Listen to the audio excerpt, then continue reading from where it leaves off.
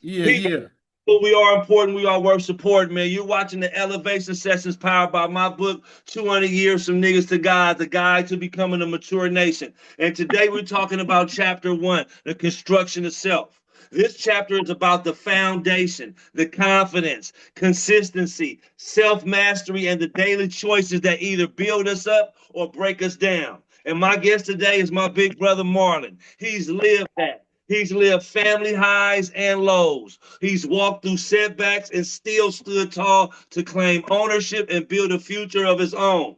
Marlon is proof that real construction doesn't happen overnight. It's brick by brick. So let's get into it, man. Thank you, Marlon, for coming on the show. How you doing?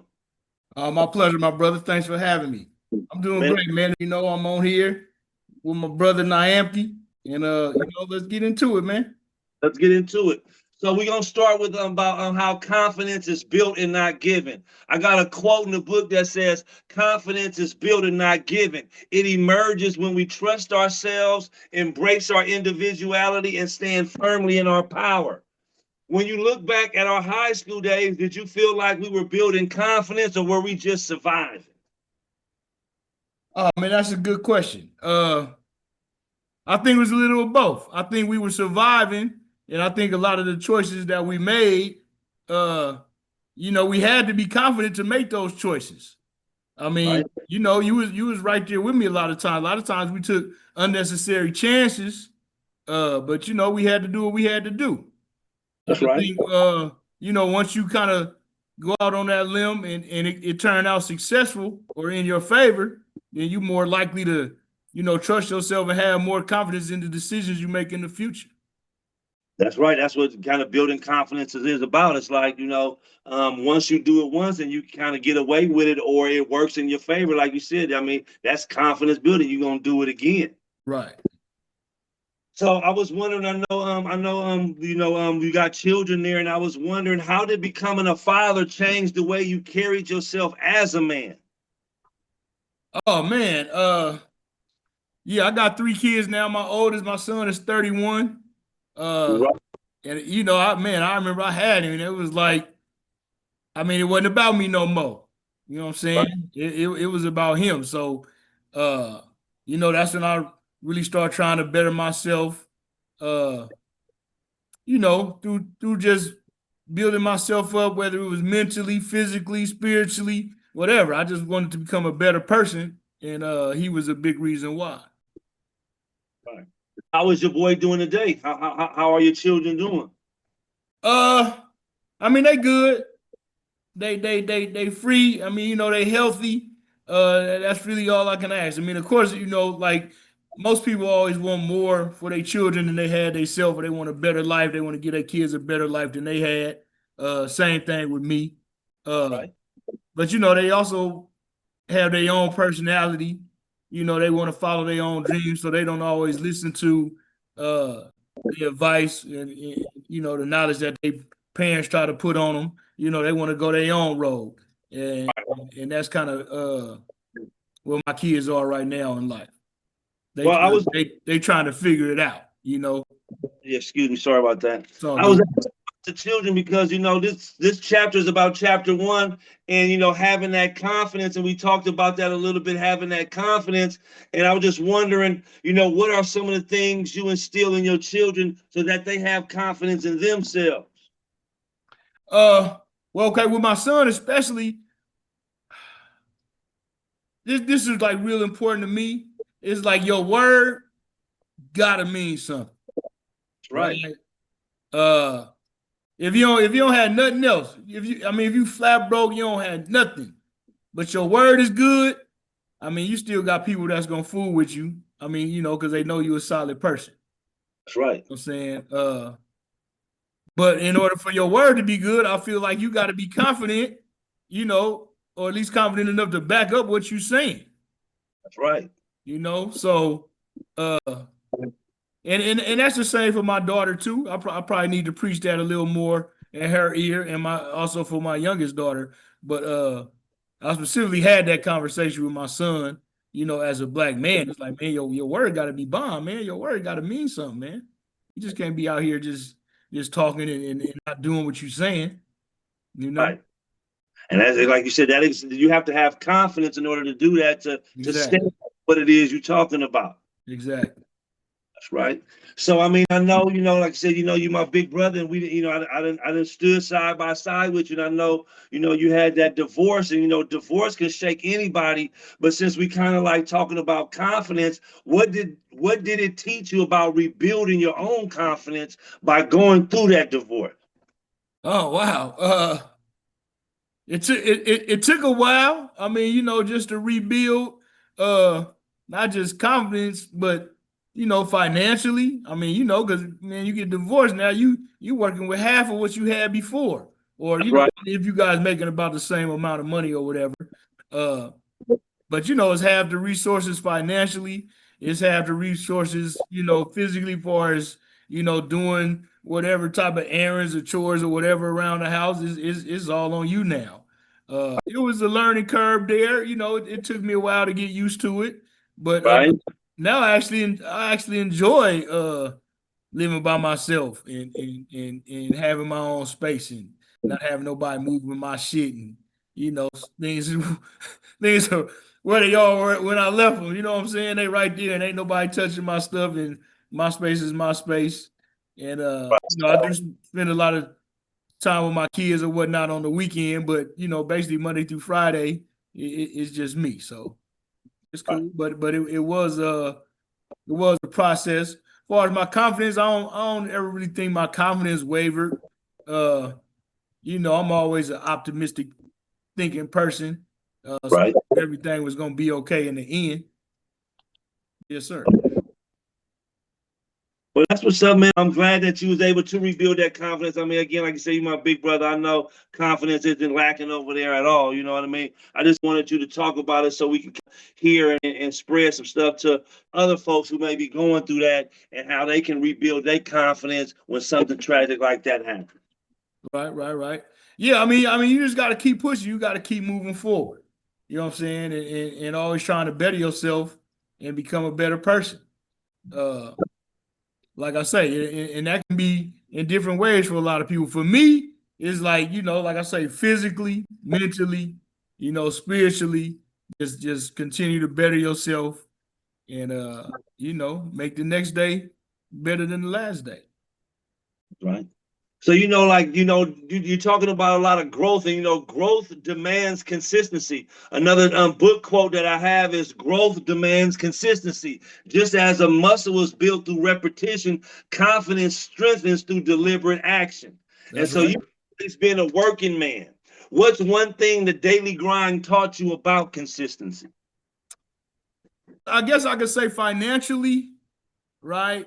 If you're trying to save some money, right? It's always good to be consistent. Whether you putting up, say, 10% of your earnings or 20% of your earnings, if you do that consistently over a period of time, it's gonna really start to compound and turn into something real nice. But it's gonna take a while. It might take some years. But then you look back in that account and you be like, ooh, you might got 50, 100 racks in there. Uh, Right. but it's consistently for years, and it add up. But you got to be patient. You got to Right. be patient. I think when you talk about consistency and patience, that kind of run hand in hand. You Right. Well, like I said, you've been a working man. So, you go, that daily grind of showing up, going to work, doing it all over again, that consistency. And so, what has that daily grind taught you about consistency? Like just showing up and going every day. What do you get out of that?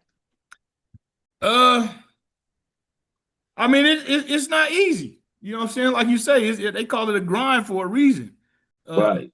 I mean, it's hard. I mean, there's a lot of times I don't want to get up. I don't want to go to work. I don't feel like being at this place. You know what I'm saying? I want to be kicking it with maybe you, some of my other, little brothers, big brothers, partners. You know what I'm saying? I want to be on the corner chilling sometime, having a little drink or something.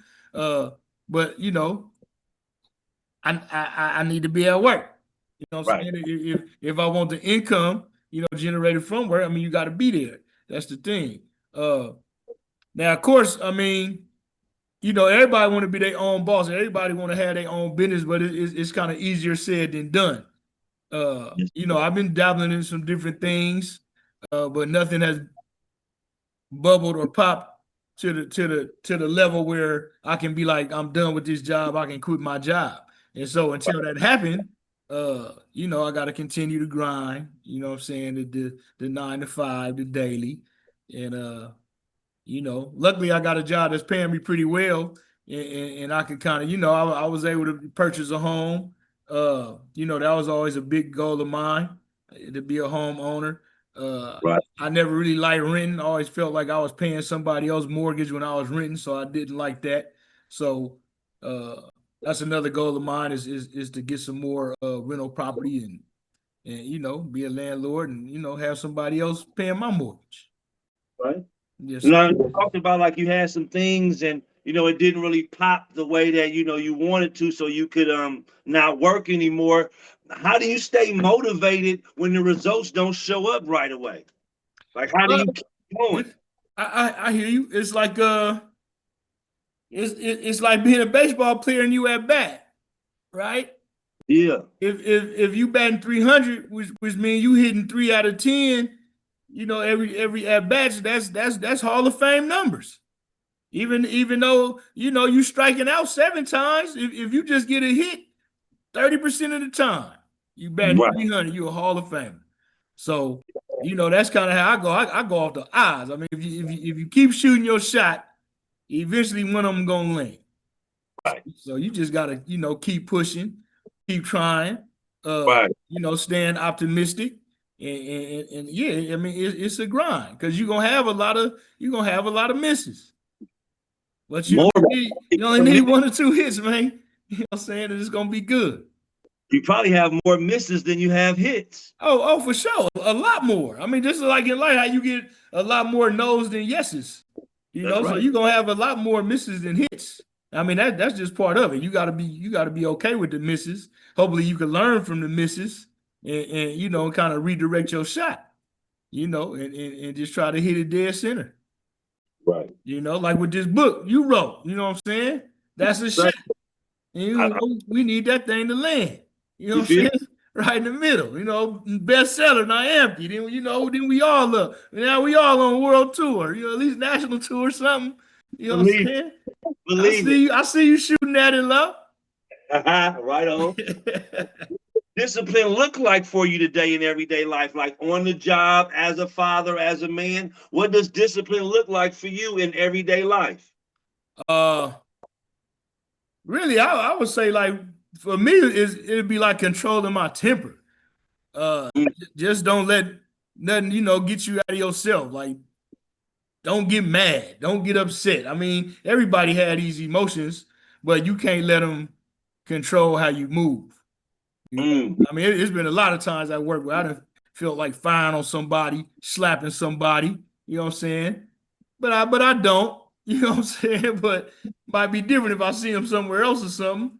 But right, at work you got to keep it professional, or I mean, you're gonna end up jobless. And unfortunately, I mean, you see all these homeless people up here, man.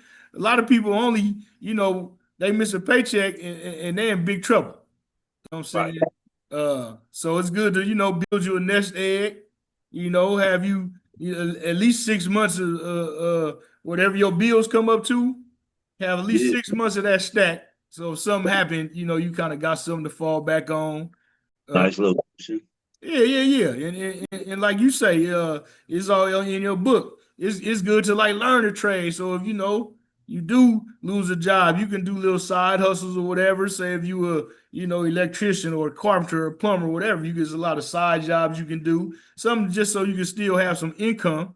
You Right, don't really have to rely on nobody else. Uh, right. yeah, that's always important. How about as a father? How do you what does discipline look like for you as a father in the everyday life? Uh, So as I mentioned earlier, so 2 of my kids are grown. I got grandkids now. I got 3 grandkids. So the shifting almost kind of like moved from my kids to my grandkids. Right. But I still have my youngest daughter Sasha. She's 12. So I still spend a lot of time with her. But So like what's up? yeah, my grandson is turning 4 like next week. So we have a party for him over here. And I just try to, you know, pass down the things like things we've been talking about just to my kids, and hopefully they can pass, some things down to my grandkids. I mean, I know I'm not perfect. Some of the things probably they don't need to know, but sometimes you got to take the good with the bad. They get used together. But I think overall, I think I'm a good person, and they follow my lead. I think they end up all right. That's right. So, the biggest war is within. And so the next quote that I got out the book is the biggest war we will ever fight is within. Self-doubt, fear, and hesitation are program obstacles. But the truth is we can rewrite that code. And so the question I got for you is like, everybody fights doubt. What were the biggest inner battles you had to face? I would say one is probably the decision to go to college. Uh, that was something, a lot of people, especially in the Black community, they might frown and look down on somebody going to college. Correct. In some neighborhoods. Right. I mean, in some spots, you get more love, like they say, coming home from prison than you do coming home from college with a degree. So I had to deal with those type of thoughts that was in my head. But after, I graduated from high school and I worked some jobs. I remember I had a job at UPS. That probably was the worst job I ever had, where they had me in there. I mean, working like a slave in the back of one of them 18 wheelers, you know what I'm saying? And it was just like, oh man, this ain't it. Did you hear somebody that died in UPS? I heard that. I did hear that on the news. I didn't see how she died or hear how she died, but I did see, and they showed UPS and the lady died. She was in a container, and I guess the boxes fell on her and nobody knew, and she was in there for like 4 or 5 hours. Wow. See, yeah, that's how it be. Now I'm telling you, that's the worst job I ever had. Yeah. And that job kind of put it in my head, man. Like something got to change. You got to do something different. They ain't paying you enough money to be working like this. And so that was an inner battle, because I had a lot of partners that went another way. But I was okay with my decision in the end. I looked at some statistics about how much money you make as a high school dropout versus a high school graduate versus a college graduate versus somebody with their master's and on up, PhD, master's, whatever. You know what I'm saying? And so I was like, okay, well, I got to at least get up in this upper realm. And so I did, complete my 4-year degree. And I think, that was a good decision looking back. Because now, you talking about you making $20-$25 an hour, man, that ain't nothing. You can't survive off that in California. Ain't no way. But it was. I got some partners to this day. You know what I'm saying? Partners that and you talk about college, and they be like, man, college, you know what I'm saying? And woo woo, and just got all kind of negative things to say about it. In which it's a lot of things. I know that they teaching you. It's a lot of the white man curriculum or whatnot. But it's different classes. Like they say, math is universal. Look at yourself right now. Who are you? More importantly, who do you want to be? Every day you make choices. Every day you move. But are you really living or just existing? You were never meant to be stuck. You were never meant to just survive. You were built to build, to lead, to master. Enough. The difference between staying the same and leveling up is one decision. One moment when you say, no more. I refuse to stay here. 200 years from niggas to gods. The transformation starts now.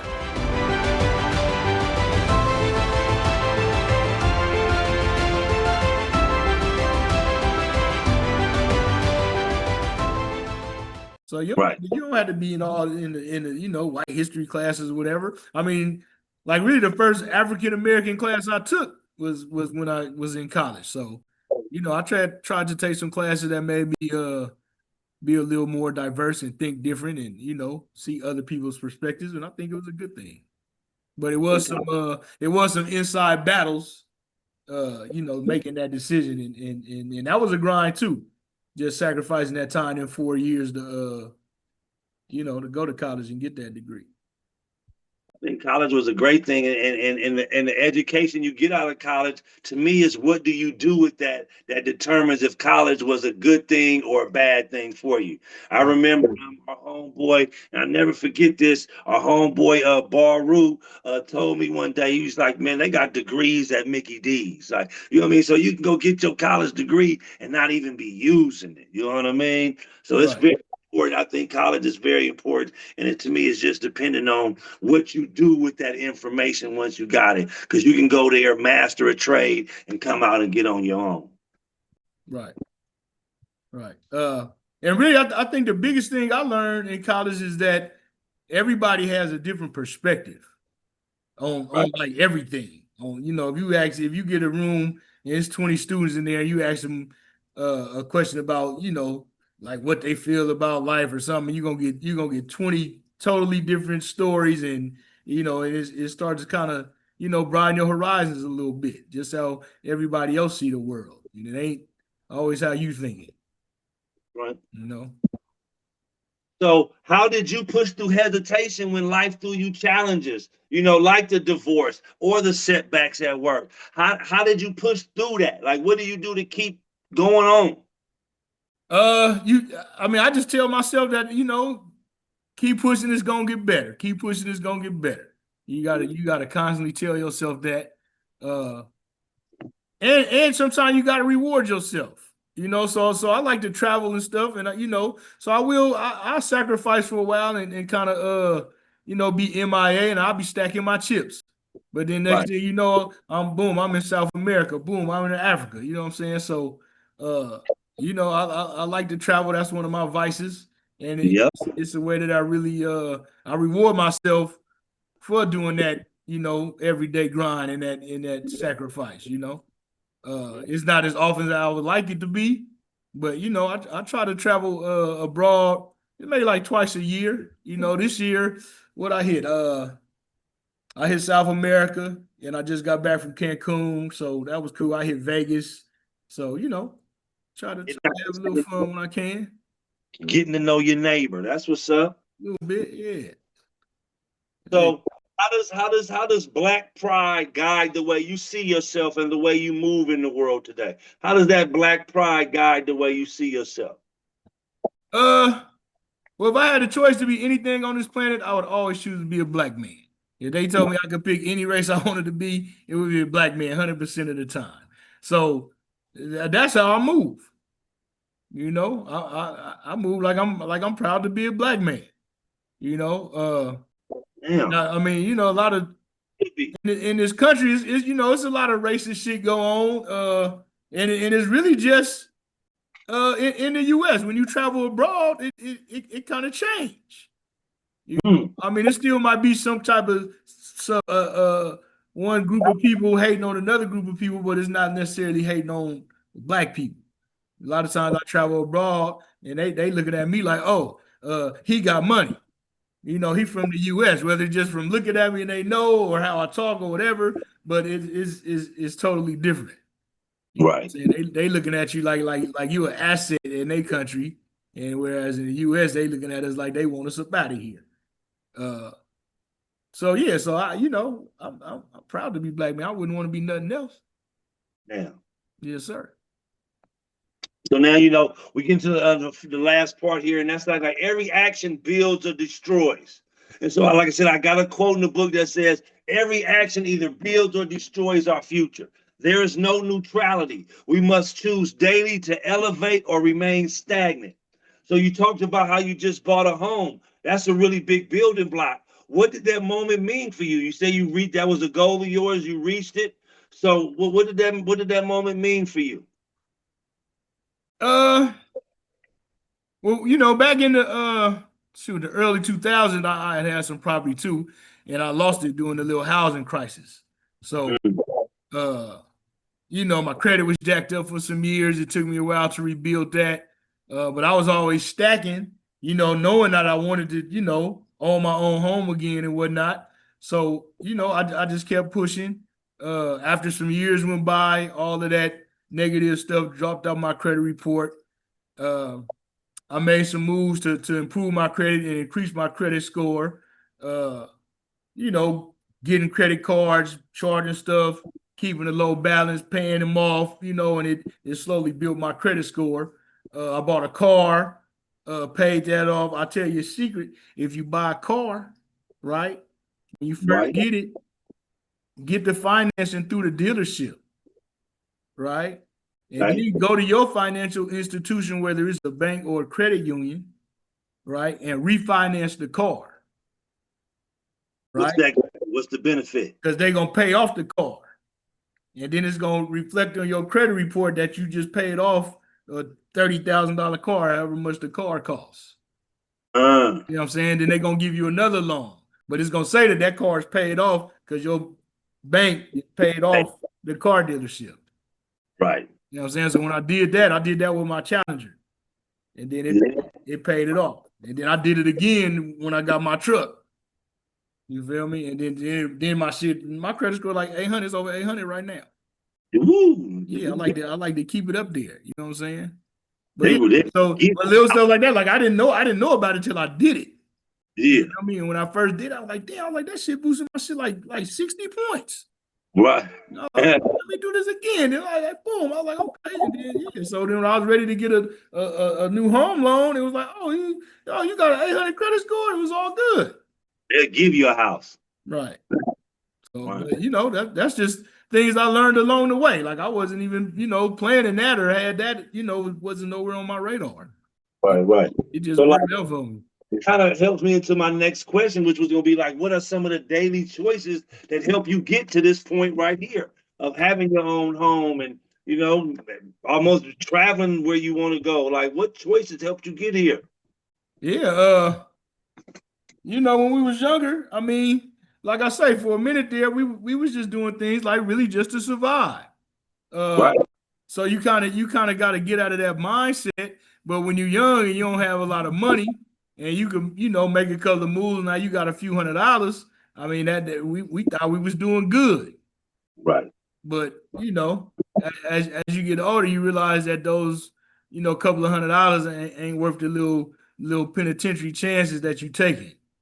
Right. And you really got to find another way, a legit way to make it. I mean, there's a lot of legit ways to make money. I just seen that YouTuber guy. What's his name? I show Speed or something. I think that's his name. Yeah, man, he was out here yesterday, man. Like just a mob of people following him, man. He got like 50 million viewers on YouTube, and dude is cleaning up. Yeah. He ain't the only one. What's the other dude? That Kai Sinet dude, and it's a lot of them. So now I think, especially the youngsters, if you computer savvy, it's a lot of ways to make money out here, man. More than we had when we was coming up. I mean, now if you got a license in the car, you can Uber all day, Lyft all day. I mean, so there's ways to get money. I mean, more than ever, you know what I mean? I feel like this now in 2025. Whatever you doing, whatever you interested in, you can do that and make money off of it today. Yeah. Like there's people interested in whatever, and I don't really want to say this like this, but it's just to help get the example across. Any of the dumb stuff you doing, stuff that don't mean nothing that you think people are interested in, you can make money off that. There's no reason to be broke in 2025. Right. Right. Yeah, I wish some of these avenues of revenue, existed, when I was younger. I certainly would have took advantage of it. I was talking about that the other day, and I don't know where this thought is going. I don't know where this is going, but it was just the fact that in the 80s, me and you were pretty much kids of the 80s, right? Teenagers in the 80s. But what I want to think about is those people that were 25 to 40 that were trying to get their life together in the 80s when, like right now, the whole world knows that this internet and social media is the way to get money. But back in the 80s, it was dope. You were selling drugs, you know what I'm saying? That was the way you was thinking about. So it's like, and sometimes this stuff is just set up for you to, do what what's out there. Like I say, it was from being in the 80s and you 25 to 40 and you trying to maybe start a business or look to how to get your family. Back then you had to turn to drugs. That was the fast money. But now in 2025, it's the internet. So I don't know where that thought is going and what I'm going with that, but it's just interesting to think that, you know what I mean? Like, that's all we really had was dope. You know what I mean? That's why you have a lot of dope dealers now, or, you know, people that's thinking like that's the way when it really ain't. Right. I mean, and now they got this AI, man. This youngster. This is a youngster. I was just talking to him the other day. He told me that he typed in the I guess it's like, what is Chat GPT AI? That's AI, right? Yeah. Okay, so he typed into the Chat GPT, like, if he had $1,000, like, what stock should he invest in? Oh, they told him everything. It straight told him, and he did it, and he made some money. You know what I'm saying? I mean, he made like $200 like that. You feel me? I mean, he bought the stocks that he told him to buy, and it went from 1,000 to like, it was like 1237. I seen he showed. Right. Like, wow, I was like, that youngster did that. He owned something. No, the Chat GPT. I mean, the open AI or AI is the next wave, man. And that technology, it's just the way to go right now. You know, we don't know the whole benefits and cons of that social media and all this technology, but we definitely are moving in that era. And if you're not getting involved in that, you need to. And if you ain't playing with Chat GPT, big brother, you need to go down there and start playing with that, because it's gonna open your mind, man. It's gonna blow your head back.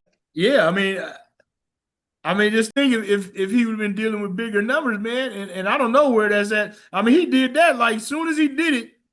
You know what I'm saying? Like, without, it might have been like 6 hours later, all of the stocks that AI told him to buy went up.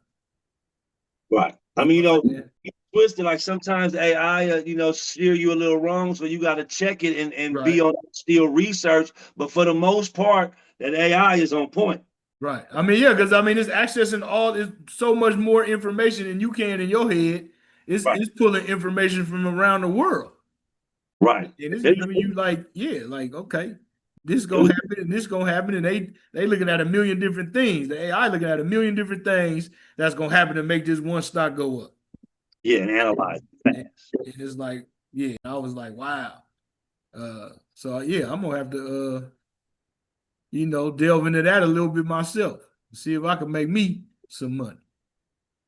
You can. What's you tell the next generation they need to make every day if they want to build instead of destroy? What's one choice the next generation needs to do and make every day so that they build it and not destroying? Man, I think as Black people, we need to love each other. You know what I'm saying? It's too much hate going on out here. It's too much jealousy.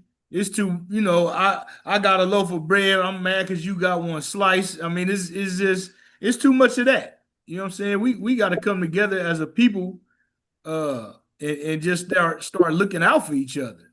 I mean, you know, back in the day, you know, my mama used to tell me stories about they go outside and, you know, they know Miss Johnson across the street, and they know, you know, sister such and such down the way, and you know, it was more like the community was like family.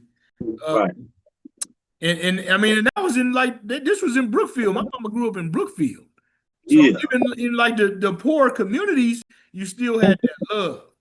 Right. You know what I'm saying, you had that familyness, and you had that sense of you know, community, and kind of like, let's look out for each other. And with the drugs and all that other stuff, like all that stuff that went out the door. And I think that's really important, man. We need to get that back. I don't know how to do it. It's gonna be hard. You know, it wasn't taken away in one day, and it definitely ain't coming back in one day. I mean, it's gonna take some generations to really you know, start at least steering back towards that, you know, just kind of everybody looking out for each other and like everybody family. You know, I remember even when I was little, I mean, you know, your neighbor might whoop your ass or something. You know what I'm saying? Now that shit happens, you know, somebody ready to, oh, you touched my kid and all that. And, you know, it is, you know, it's just crazy, man. So I think that's the most important thing, man. We need to love each other, man, as a people. That's right. Yes, sir.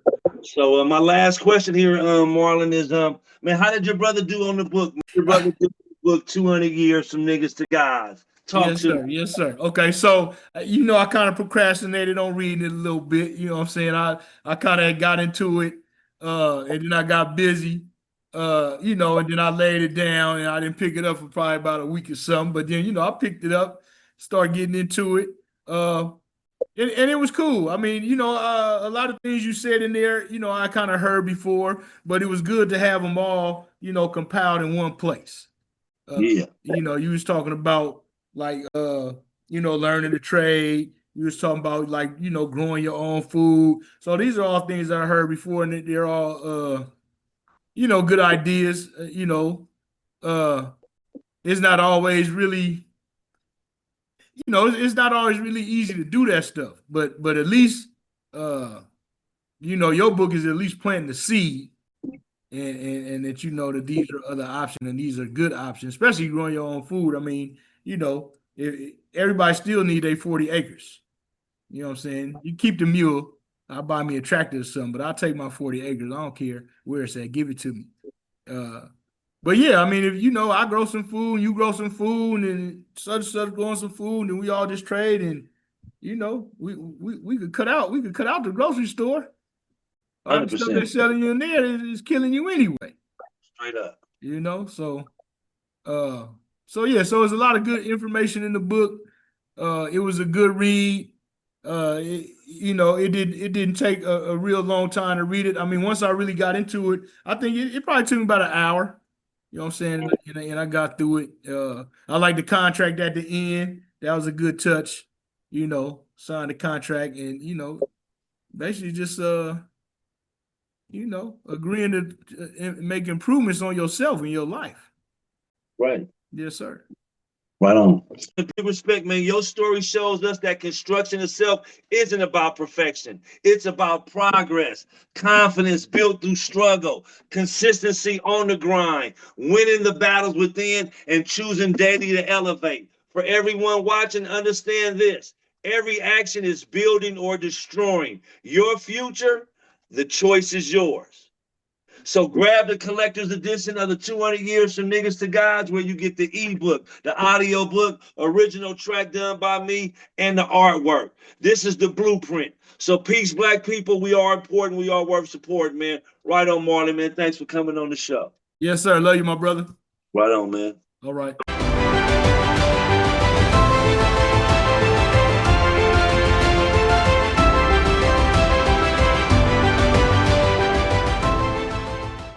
Nigga, we ain't gotta be nice.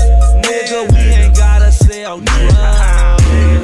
Nigga, we really rock right, nigga. Nigga, we truly godlike, nigga. Nigga, we been building space stations. Nigga, we are the United Nations. Nigga, the globe is too small, nigga. Niggas will always run